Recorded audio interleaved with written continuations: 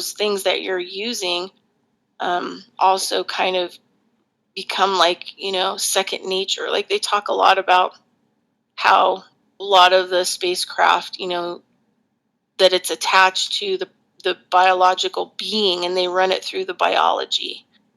And their biological DNA actually kind of runs it. Well, it's the same thing with a lot of these ancient organic, like technologies, drums and rattles and different types of medicine, that are passed on to family members in the family line. And that these people usually have specific genetics that will actually work well with operation of how it's used. So that's why you never want this kind of medicines to be in the wrong hands. You don't ever want any of it to be in the wrong hands, because even the simplest thing, even the smallest stone that has some kind of technology in it can be used, to do serious harm on whoever finds it or whoever is using it. That's why the Smithsonian and all these other people, they're hiding all this stuff all over. They're trying to figure out how to weaponize it, how to use it. And just the fact that they're trying to figure that out can cause the technology to act badly. So anyway, what happened is that the Shasta people, they, bury everything that they can, their technologies, like 10 feet down, hoping that nobody will ever find it, blah, blah, blah, blah. It comes true. They're forced off their land. And then had nothing for long, long time from it. So anyway, what happened? Archaeologists digging in the areas where the Shasta people were, right? And I'm not really sure how white archaeologists got there and what they were doing. Usually when you have that kind of stuff, they're deciding to either build homes there, is it a site that, that they has enough stuff in it that they'll leave open, untouched or whatever. And they're all like little criminals. They're all like, those, what was that guy? Came out in the 80s.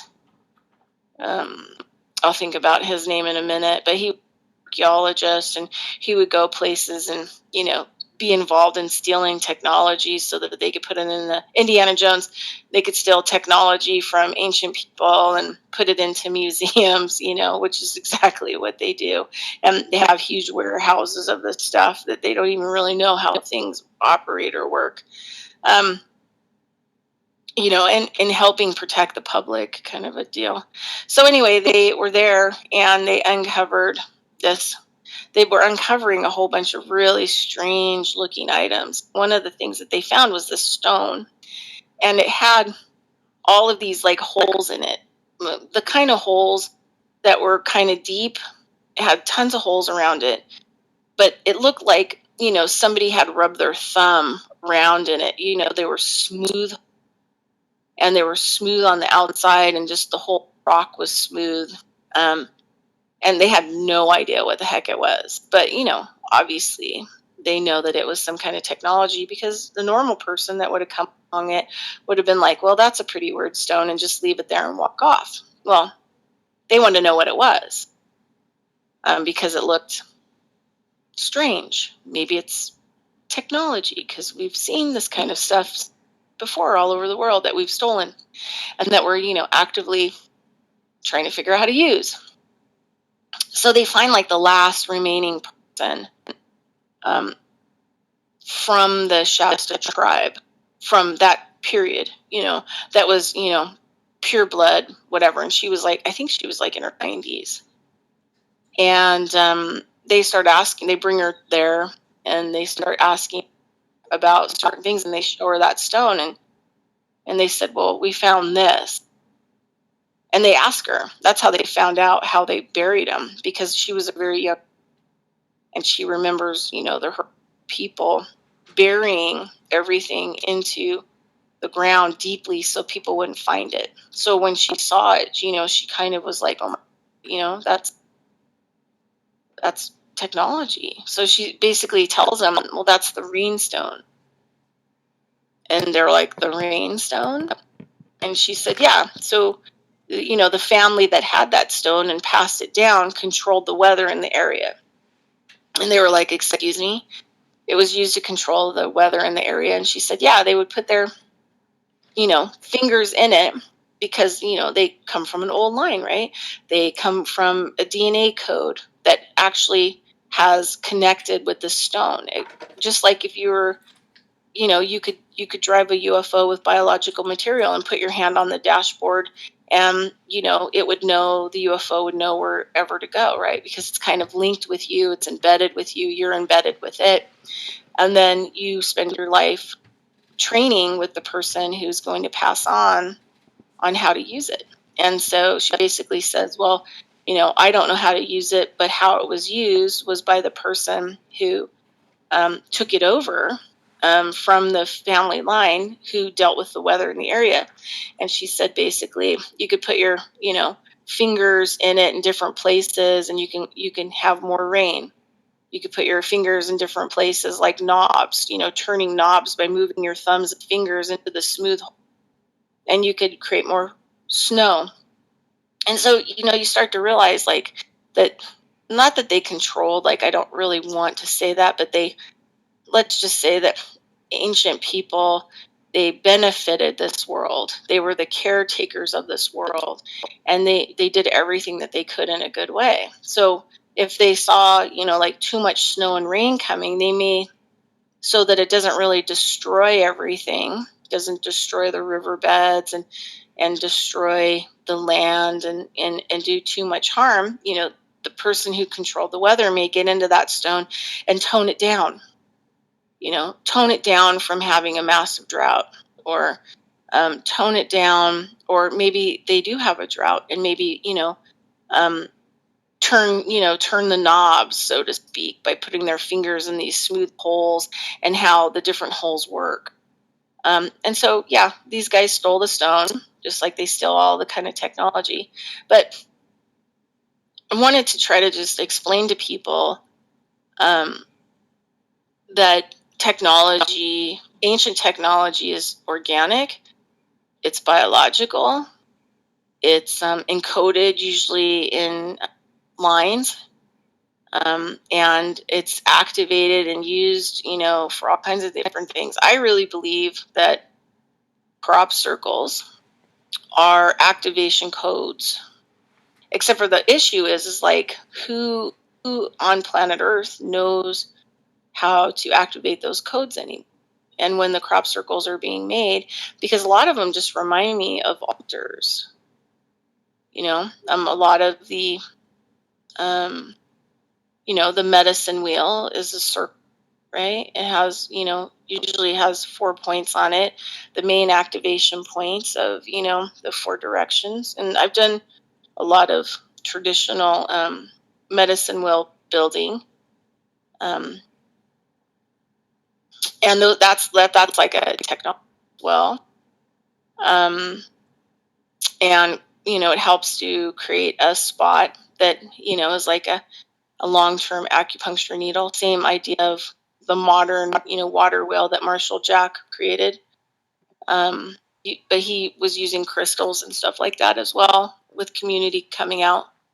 So the thing is like the original technologies are you and something else operating biologically. That's why I think, like I look at a lot of plant medicine. I look at a lot of the plants, their technology, the fact that they're using, sunlight to grow, and that they're utilizing all kinds of crystal material that's in the soil and in the ground, with water and the sun. Wow, good point. I never thought of it that way. That's amazing. Yeah. So everything around us in the natural world, is technology. And it isn't what they want us to believe that it is. And that's where the mind control comes from. Technology isn't gasoline in your car, but the oil that's being taken is the technology of how the plates and everything are lubricated and moved around. So we are going to cause ourselves some serious, serious harm. by, continuing to remove the oil, because it's not the same. They'll be like, well, we inject seawater into those big gaping holes now in the ground, to keep from having earthquakes. Well, seawater is not the same as in a machine. And our bodies are machine. Our physical biological suits are machines. I mean, we have the crystals in our blood. We have water. We have that technology in us.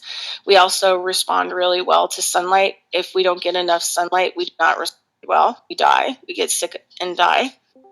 Um, and and also, almost every system in our biological process is a hydraulic pump.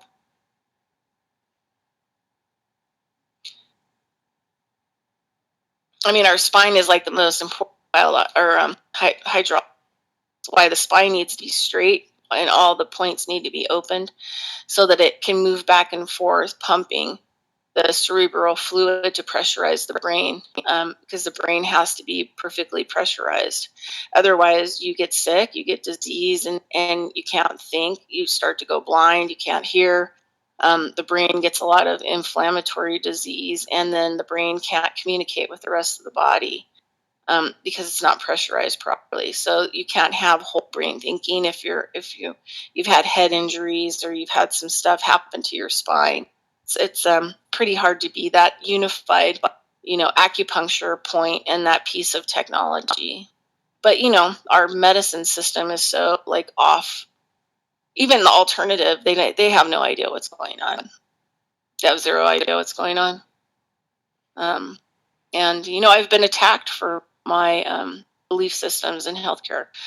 They've tried to arrest me. They've shut down my private practice. They've cease and desist me through the Admiralty courts. I've had to learn kind of alternatives to law so that I could represent myself. And it's been kind of a fiasco. So even though they don't really understand they also don't really like it at all. And so let me see what else. Okay, so one of the things that I really teach, so going back to the oldest hydroglyphs here in North America, and that they have the cymatic symbols on them, the frequency symbols that have been chiseled onto them. That rock, they would have activated that stone in that area to produce a signal in a frequency or whatever else for that area to balance it out, to keep it in balance, and to harmonize it a long time ago. And the symbol on it is telling you what it kind of does, even though we may not really understand what it's trying to tell us. And so removing it also could be very detrimental. Approaching it, say you see it, say you go to places where there's petroglyphs or hydroglyphs, you have to be, especially where the hydroglyphs are, you have to be very careful about the energy that you're projecting when you go into those different areas, because if it's so far off base and against that information, that data, that frequency or whatever else that's being, projected out from those medicine stones, you could be severely harmed. So if you go into those different areas, you have to be very good. I mean, one of the things I really learned about areas like that, Lenny and I went to the Anasazi sites when I would go visit them in Colorado. And you can feel, you step into some of those areas that have ancient activations and you can feel it. You can feel like the air change as you're getting closer to it. You can feel like even the moisture change in the air. You can just feel everything, that you're just actually walking into like a whole different space. And you don't want to be running into this energy because you could go home sick. I mean, I know people like back in the old days, I knew people that would call me like 25 years ago about things like, they would go to Hawaii and there was these stones and they were told not to take the stones. And they took the stones anyway, put them in their bag, and they come back to Reno with them. And all hell breaks loose in their life, like immediately. Like, their spouse files for divorce. They're getting ready to lose their house. They lose their job. They can't pay their bills. So there are consequences into, projecting your stuff onto ancient technology, trespassing, not asking permission, disrespect of, these things that are kind of like ancient technology. That's why it's important not to pick things up and not, take them home no matter, what they may be. Okay, so I wanted to teach kind of like a basic, it would be called kind of a 7-directional prayer. Just wanted to help people maybe a little bit. Took me 20 years, I think, this off on. In the beginning, I thought I kind of poo-pooed it. I know I was bad. I was taught it, and I thought, yeah, I don't really get that. And when I did do it, I did it wrong because I didn't really understand what it was. But I call it the 7-directional activation these days. And so basically, it's based kind of on native principle, but with an upgrade because of that it is technology, right? You are using technology, but this is good technology. That the good news is that you're not going to be able to project onto other people. It's all going to be about you, and you activating. So you can't do any harm. If I teach people it, they can't do anything bad. All right, so I'll kind of tell you kind of like my experience with it. So when I would first do it, I thought it was about connecting with the grandmothers and the grandfathers, and also the star beings, the star nations, the ancestors, and then using kinds of elements and energy, and it does do that, right? So all technology has multiple layers to it, and so when I went through my period where I had brain cancer, I had like stage 4, stage 5 brain cancer, and I didn't get medical.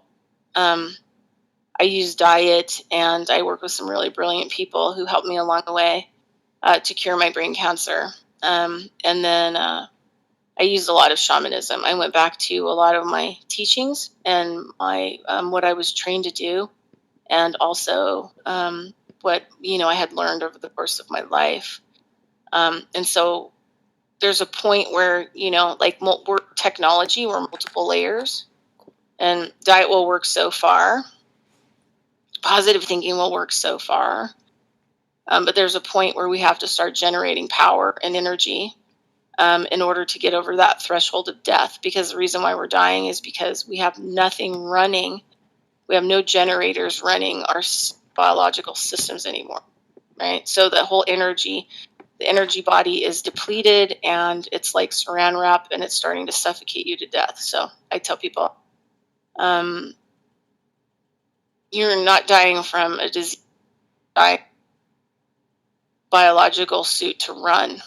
And now the energy, with how your energy body is contained, it becomes like a saran wrap, and it starts to suffocate you. It's why when people start to age or they start to get sick and they've been through a lot of stress, they have panic attacks. It's because the energy, the outer layer, the membrane of the energy body now is suffocating you to death. So you literally are suffocating on an energetic level. So you do have panic. One of the things I do in my work is people that are really sick, I do what's called energy fills, where I help fill up their energy bodies so that they can actually keep working on recovering their health. And then eventually they'll be able to fill their own field.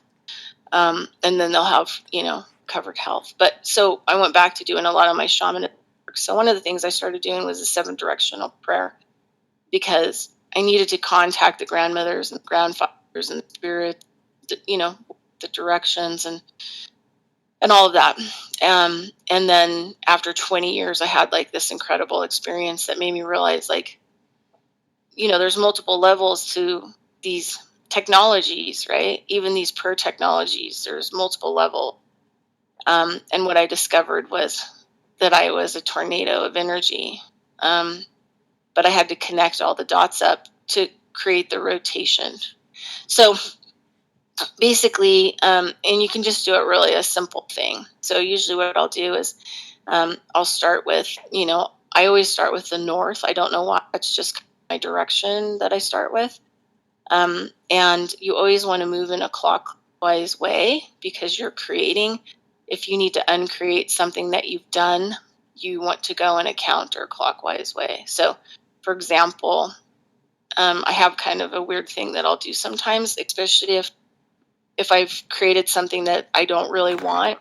I'll go into a cul-de-sac and I'll drive in the counterclockwise direction.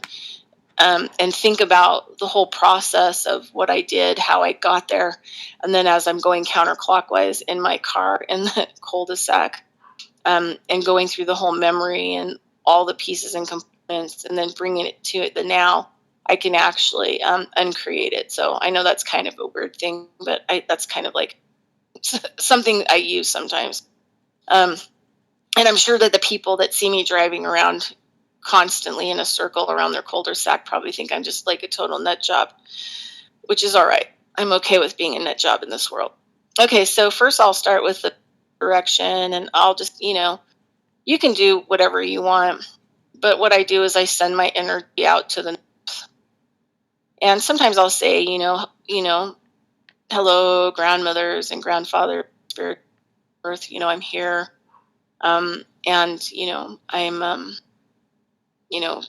wishing to visit you, and I'm asking for your help and guidance, and thank you. And I mean, there's really some really lavish ways on doing this, and different people kind of do different things, and they raise their feathers. Sometimes they rattle to the north saying, hello, I'm here. Rattle is like the phone ringing, ring-a-ding-a-ding, ring-a-ding-a-ding. I'm here. And then there's, different spirits and forces that sometimes they will activate into the information, but you can just keep it simple. And then I'll usually go clockwise, so then I'll turn to the east, kind of do the same thing. Most of the time, I just connect my energy from my field, and I send it out to the direction until I feel like it's plugged in and it's connected. And then I'll move to the south and do the same thing. And then I go to the west. I'll actually stand towards the direction and do it. And then what I'll do is then the fifth component is the earth that you're standing on. And then I'll do the same thing. I'll send out an energy feed or a plug-in or whatever, a cord, and plug in to the earth. And always, thanking it and asking for wisdom and knowledge that I'm there, in a good way. And then the next part is to go to the sixth direction, which is above your head, which is where the ancestors, the star nations are. And then, I do the same thing. I send up a cord, or a plug-in to that area, and just thank them for being allowed to be there, and thank you for your information, your knowledge, and your wisdom.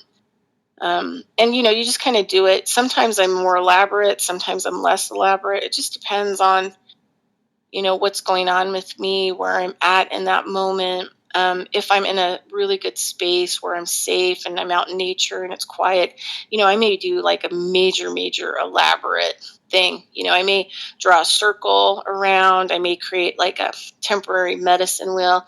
I may sit in the middle of it and then, do a lot of this work. It just depends. Just really depends on where I'm at. So then, and then the seventh spot, I look at it as my heart, where the creator is and where I'm at. And so the last stage is the inviting of myself, and also being with creator is the seventh spot. And I look at it like in my heart area. as the 7th point. So it kind of looks like this. So I go to the north, I activate it, I send my energy there. I start to turn to the east, right? I turn to the east, I do that. Then I go to the south, I do that. I do the west. By the time I hit the west, I'm already activating the spin. The clockwise spin starts, right? I'm starting the spin, the activation. It's starting to spin and rotate the energy field. Then I pivot, right? I have a point where now I'm a needle and I'm sticking myself into the ground and connecting with the ground. So now I have a pivot point. I'm pivoting, right? It's like a tornado, right? So the thin point is now on the earth. It's the pivot point, and then the energy's starting to spin, right? Maybe a little bit wobbly, but it's starting to spin. And then I connect it out to the expansive universe, right? Which starts to create the top of the tornado, or the kind of looking thing. It looks like a kind of a tornado. So now you're activating the top part, which is where all the energy is going to start coming in at, right? Where the infinite, the universal energy, I don't know, whatever you want to call it, where I'm connecting with the ancestors. So I'm connecting into the really old and ancient knowledge. And so it starts to create a big opening in the top. And then the big component is me connecting and bringing the creator into all of that, which is the heart area.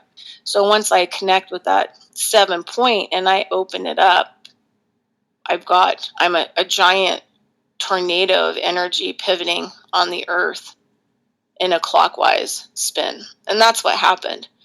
I off and on kind of dabbled in the 7 direction prayer.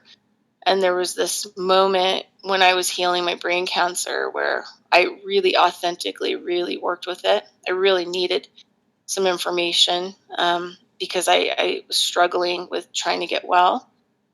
And that's when it just happened. It went kabam, and I ceased to exist, and I was just this giant tornado of energy that expanded out into the universe and that came down and was pivoting from a spot on the earth. And that's when I realized, like, the 7 directional prayer was a 7 directional activation of energy.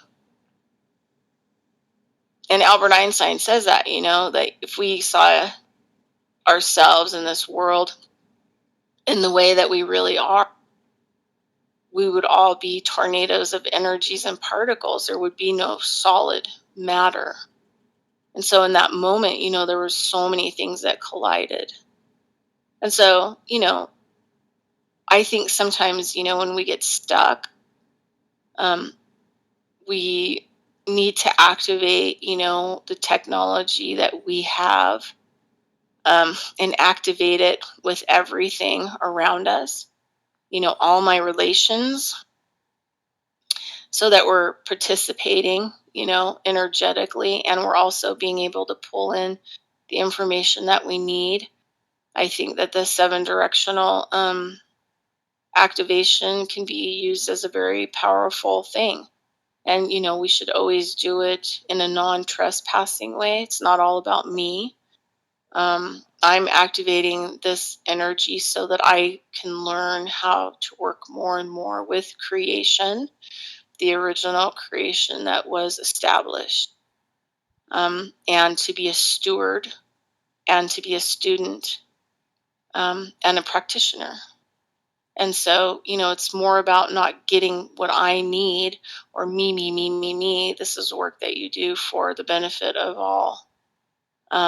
And you do it in a good way because you're the one that's the steward, not, it's not about you. And until we kind of learn that, I think that we kind of get stuck. We don't have enough power to run our bodies, run the biosuits, and we have a really hard time making change. And so sometimes some of these technologies can be very, like extremely beneficial. Okay, so hopefully people like the 7 Love it. direction activation. It'll be something people can play with. Yeah, I'm on the verge of tears because I feel You are? Yeah, because I feel as if you're speaking straight to my soul or something. I don't know. But your time has been so valuable today, and oh my gosh, there's been a lot of activity in the chat room. Bridgette, it just you really hit on a lot of stuff that it's hard to articulate when It's difficult. Yeah, when you live in a fog of, fraud and, just social BS and all that crap.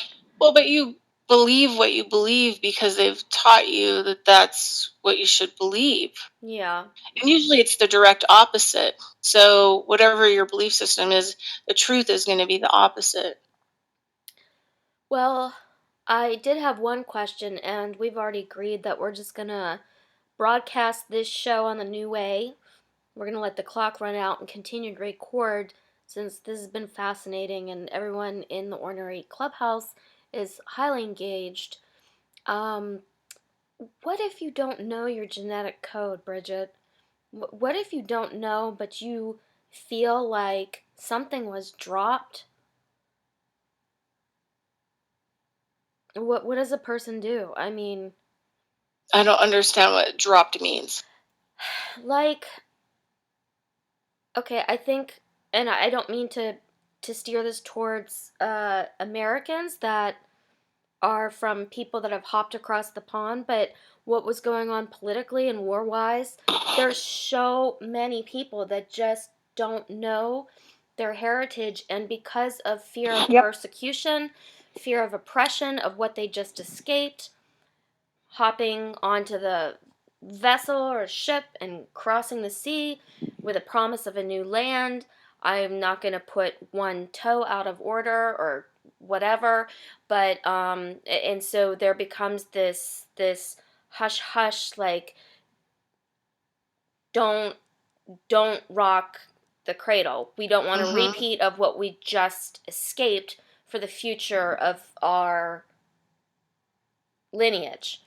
And bless their hearts, like, I get that, and it's not me, like, I'm speaking on behalf of so many people that just can't trace any values, traditions, methods of doing things past, like, literally past their grandparents. So maybe we're working together to bring back old knowledge to teach for the future in the now.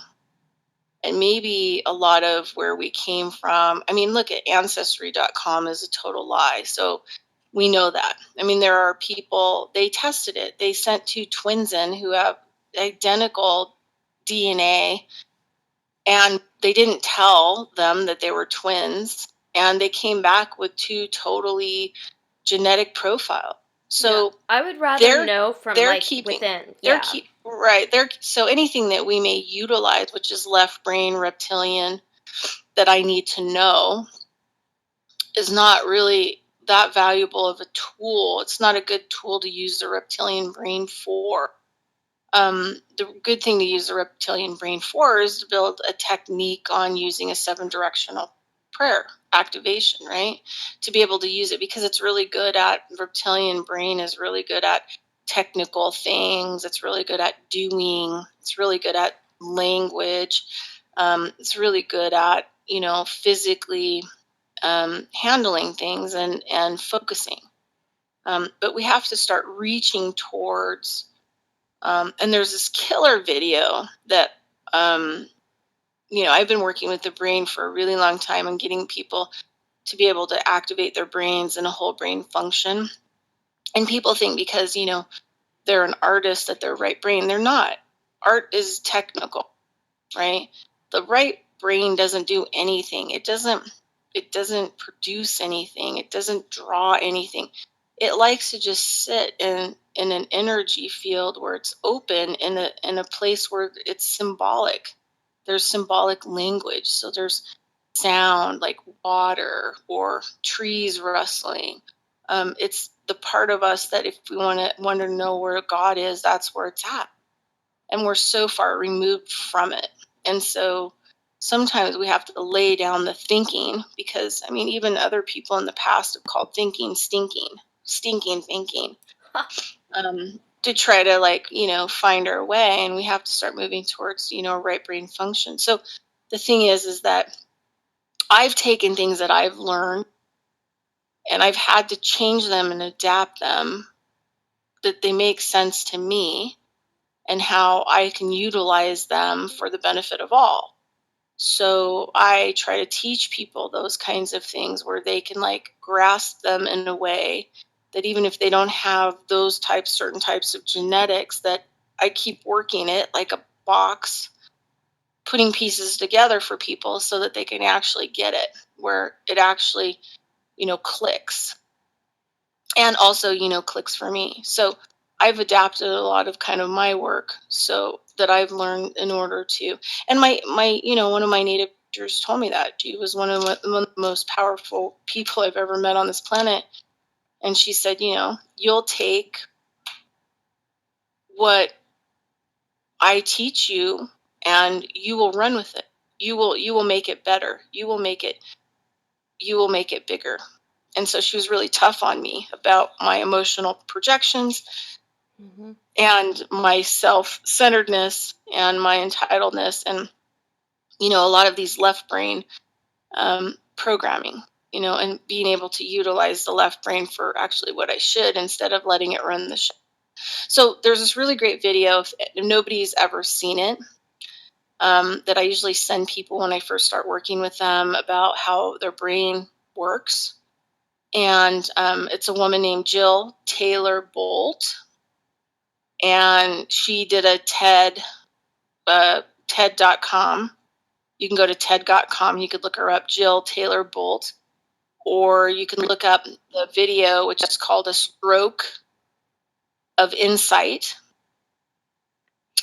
And her brother was a little bit off mentally for years, and so she became a PhD brain researcher so that she could figure out how to help her brother and people like him. And then she ended up having a mass stroke that actually shut down her left hemisphere, the reptilian part. And she remembers the whole experience of how she couldn't communicate with people anymore because language center, basically she had an aneurysm blowout in the left brain. And she ended up having to get a plate.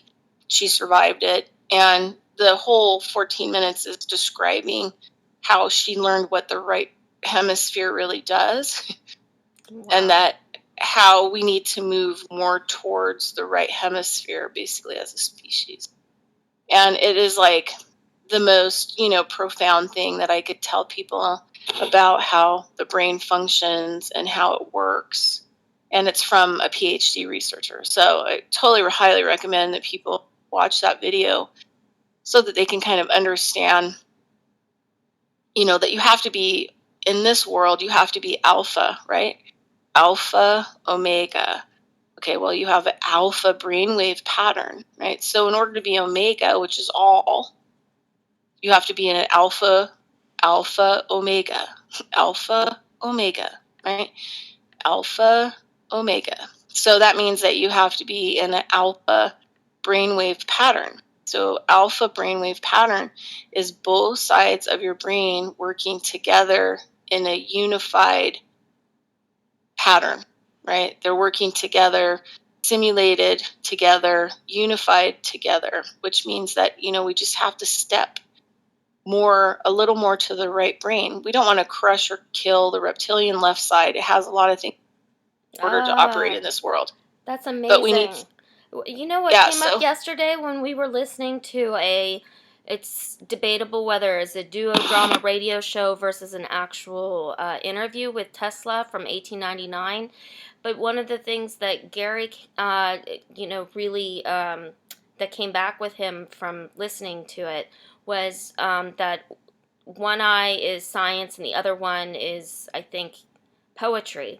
And we got loosely into a Q&A brainstorming session on live radio yesterday, trying to think about that. And then I just heard you say that we have to remember that art is technology. So No, art is technical, so it's left hemisphere. It's not right hemisphere. So I guess I'm wondering if you have any insight into the hypothesis that to see with one eye, you've got one eye that's Gary probably can do more justice to the saying than I can, but something about one eye is science and the other one is poetry, and having difficulty seeing how the two are one and the same, and until you integrate them, you can see. Do you have any insight into that? Well, the right brain wouldn't be poetry. It wouldn't be any of that kind. It wouldn't be any of that stuff. That's all left hemisphere. Because in order to read poetry, you would have to have language, the reptilian side, and the reptilian, language that you've been taught. That's interesting. So, yeah, because there are things like light languages, and they are the Aramaic. I mean, why are we destroying all of Syria? Well, because they were the last speakers of Aramaic, which is the language of light, which activates. Their language literally activates codes. It's a technology. It activates codes in the air. And it sounds like angelic, Wow. Also, Arabic spoken exactly the way that it needs to be spoken is also talked about as a language of light, and then Sanskrit from India.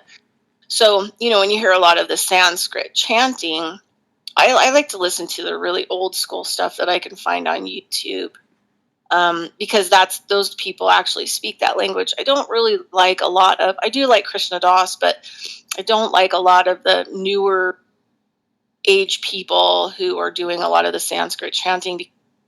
All they have to do is be off just a little bit, and it doesn't really activate those codes, the energies. It's not really going to create.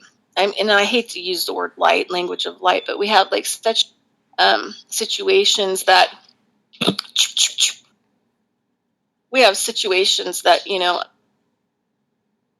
are my dog. I was just communicating with her. That's okay. I've been communicating with an ant. So we have our own right brain language, right? Yeah. Well, I've been communicating with an ant that has crawled up my wall 3 times during this broadcast, and I keep saying, go to where you belong. I don't mind that you're around me, but please do not invade my personal space. So that's right brain experience. So the ant